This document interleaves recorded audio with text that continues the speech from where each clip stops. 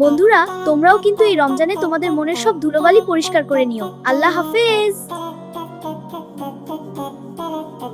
ও না, আমার সুন্দর বাগানটা পচা হয়ে গেল। কি হয়েছে সালমান? মুখটা অত বড় করে আছো কেন? এই নাও জাদুকরি ইরেজার। এটা দিয়ে ঘষলে সব ভুল বোঝবাজের মতো। ওয়াও, সত্যি জাদু।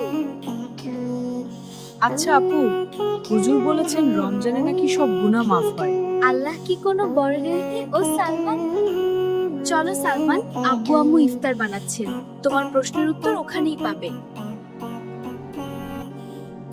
আব্বু আম্মু, শোনো, আল্লাহ কি রমজানে ইরেজার দিয়ে গুনাহ মাফ করেন? ঠিক বলেছো বাবা। সালমানের প্রশ্নটা তো দারুণ। শোনো বাবা, গুনাহ হলো আমাদের মনের ওপর পড়ে যাওয়া ধুলোবালির মতো।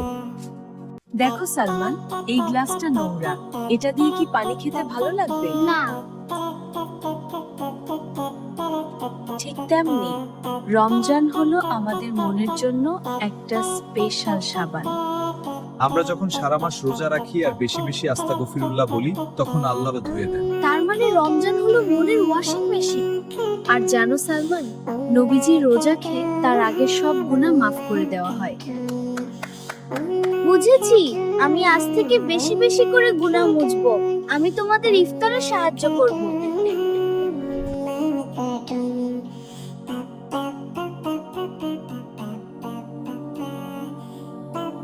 বন্ধুরা, তোমরাও কিন্তু এই রমজানে তোমাদের মনের সব ধুলোবালি পরিষ্কার করে নিও।